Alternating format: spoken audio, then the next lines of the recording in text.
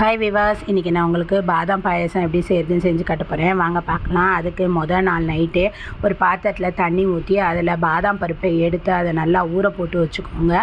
வச்சு அதில் இருக்க தோல் எல்லாத்தையும் நல்லா எடுத்துட்டு அதுக்கப்புறம் அதை நல்லா அரைச்சி மிக்சியில் போட்டு அப்படியே நல்லா மையம் அரைச்சி எடுத்து வச்சுக்கோங்க. அதுக்கப்புறம் ஒரு பாத்திரத்தில் கருப்பட்டி போட்டுக்கோங்க. போட்டு அதை நல்லா பாகு காய்ச்சுங்க. பாகு காய்ச்சி அது கொஞ்சம் நேரம் ஆனதுக்கப்புறம் அதை நம்ம இதில் வடிகட்டி ஊற்றிக்கலாம். அதுக்குள்ளே ஒரு பாத்திரத்தில் இந்த பாதாம் அரைச்ச விழுதை கொட்டி அதை போட்டு நல்லா கிண்டுங்க. இதை கொஞ்சம் நல்லா தண்ணியாகவே வச்சு கிண்டுங்க. கிண்டிட்டு அது கூடயே கொஞ்சம் பால் ஊற்றிக்கோங்க. ஊற்றிட்டு இதை நீங்கள் தண்ணியாகவே வச்சு கிண்டலாம். ஏன்னா நம்ம இன்னும் கிண்ட அது நல்லா திக்காகிட்டு வரும். அதனால் கொஞ்சம் தண்ணியாகவே வச்சு கிண்டுங்க. கிண்டிட்டு அதில் ஒரு துண்டு ஏலக்காய் போட்டுக்கோங்க. போட்டு அதையும் நல்லா கொதிக்க விடுங்க.